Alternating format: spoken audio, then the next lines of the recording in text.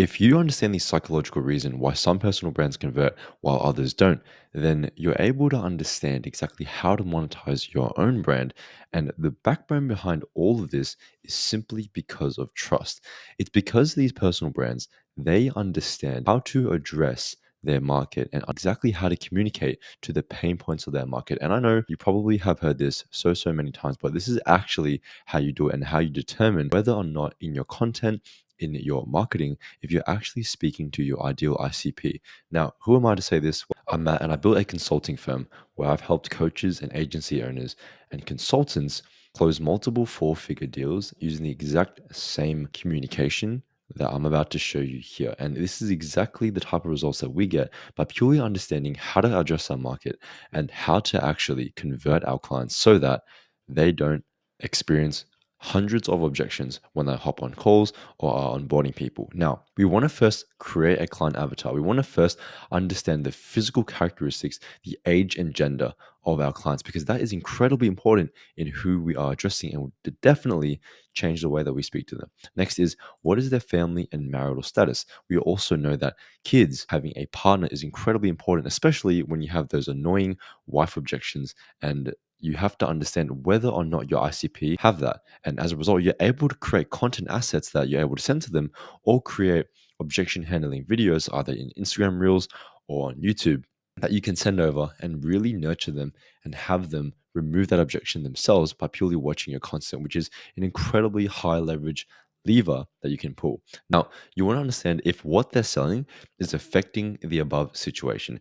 If what they're selling will change the lives of their kids, change the lives of themselves, or change their lives of their partner, that is incredibly important in understanding whether or not it actually has an impact on just more than themselves. Okay, what do they do? Very simple. What exactly is it that they do in terms of their job, their business, and how do they spend their week? How much money do they make? It's simple questions that you overlook because you don't understand who you're speaking to. And if you're speaking to multiple people in your videos, then you're not able to curate a following which you're able to convert because you don't know who you're speaking to. And if you're not speaking to people's pain points, you're not able to bridge trust. And if there's no trust, no one will ever buy from you.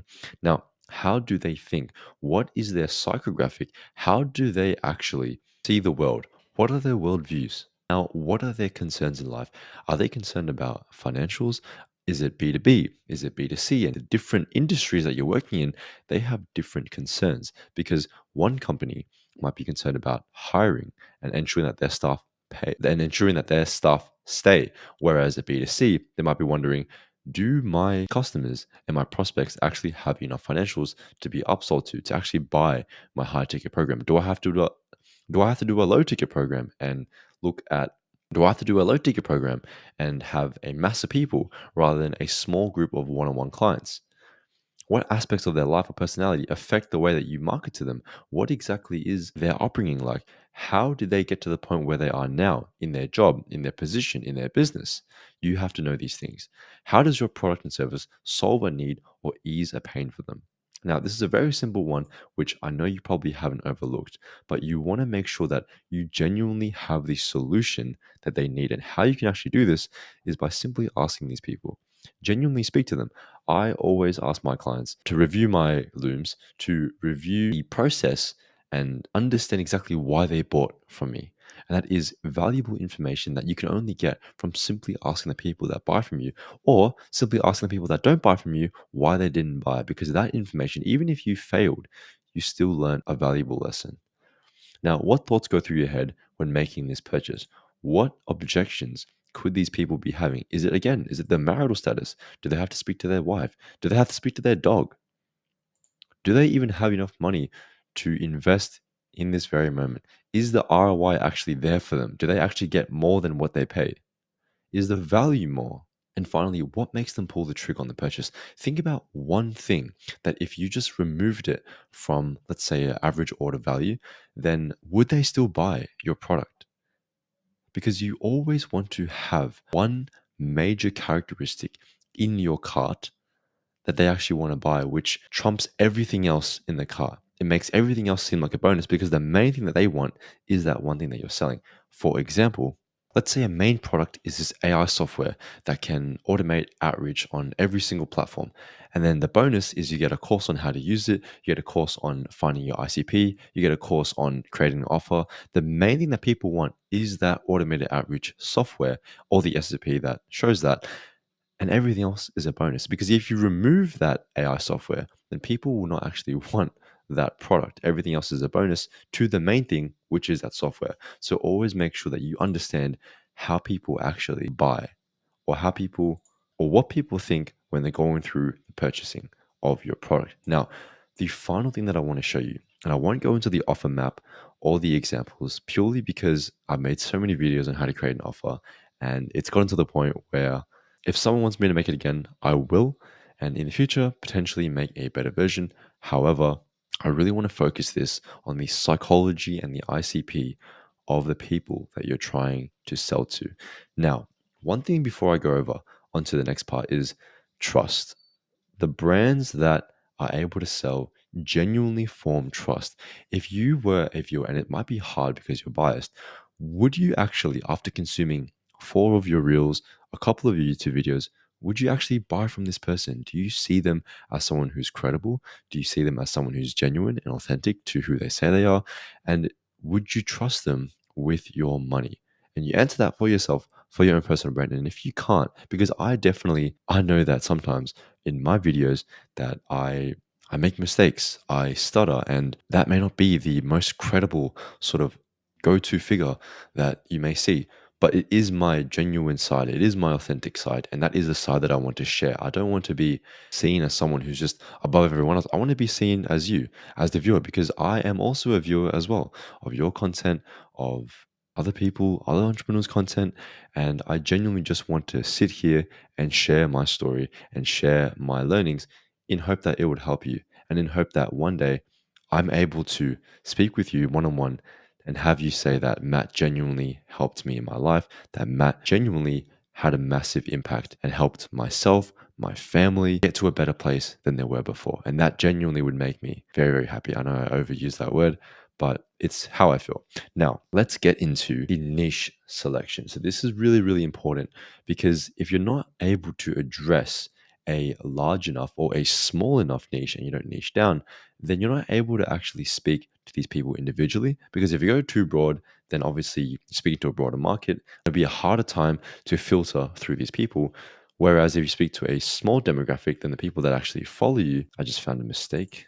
Then the people that actually follow you will be your direct ICP.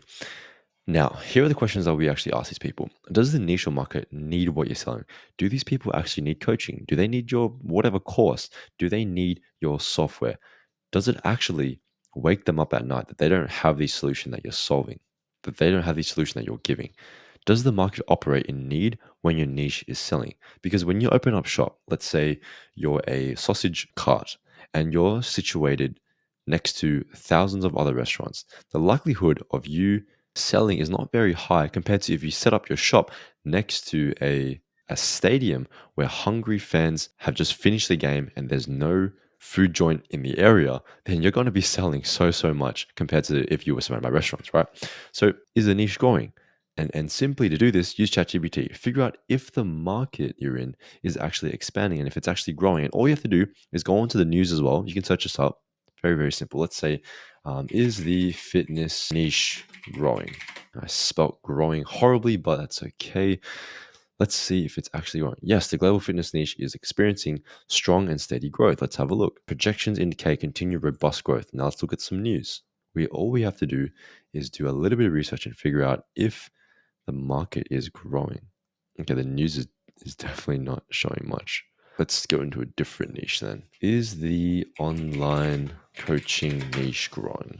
Unlocking profitable niches for sustainable business growth and success. A very generic business article, but that's okay. Let's see what it comes up with. And let's see what's in here. Health and wellness, there you go. Technology and gadgets, there you go. Personal finance, massive. Finance coaches are definitely pretty cool. And as you can see, there's quite a few. You get the picture. So make sure that your niche is growing can ensure that obviously there's sustainability from now and also in the future. Now, is this niche able to afford high ticket prices? Because if they can't, then why are you selling $1,000, $2,000, $3,000 tickets if they simply cannot invest? Now, it's very common in B2C where people actually don't have a lot of money because they're either working on a 9 to 5 job, they're a student, and it is important to make sure that your offer matches the exact needs that they need. I'm not saying they won't ever have enough money because there are some, let's say 1%, 2% that will be able to afford those prices. Then obviously you have high ticket price and high ticket option for that. But for the majority, they might be better suited with a low ticket option, which is completely fine. It means that you just have to sell more, but the sales process is much easier. Now, does this niche actually make sense to you? Do you understand the fundamental mechanics and the foundation of how it works? Do you have, let's say, for example, working in the biomedical space? Do you actually understand biomedicine? Do you actually understand science? Do you actually understand anatomy? Can you actually speak their language? Because, and I don't just mean like the English language or the French language. I mean, do you actually understand how to speak to these people? Are you one of those people because you understand what their pain is and how they actually think, their logical reasoning? And this is going back to the client avatar. Now, are you interested in this niche? Have you been a person on the other side interested in something like this? Can you actually spend the rest of your life doing this? Okay, are there more than 30,000 people in this niche? And this is what we go back to when it comes to, is the niche going? Can people consistently buy this in the future? Okay, will you have competitors succeeding? Because if they do, let's say like it's a very saturated niche, that's actually a good thing because these people need what you're selling. That's why there are so many authority figures in this niche because there's an abundance of problems, and that's why there's an abundance of solutions as well, which actually means a good, healthy competition is available and an indication that your market is actually in pain. Okay, are the offers in your niche realistic for you to complete within 6 months of work? Because if you take, let's say, 12 months, 24 months to get a result, then it's going to be very difficult to satisfy your clients and for them to see an ROI in the short term working with you. Especially, for example, one of my consultants that I work with, they have a buyer's agency and they done for you house selection, actually help people buy houses and also consulting as well. And they're able to do it within 3 to 4 months, which is absolutely amazing, and get people an ROI after they spend, let's say, for example, $10,000 on them, the 1% fee that they charge, then they're able to make so much more money because they're able to deliver 3 to 4 month period and make an instant ROI on their time.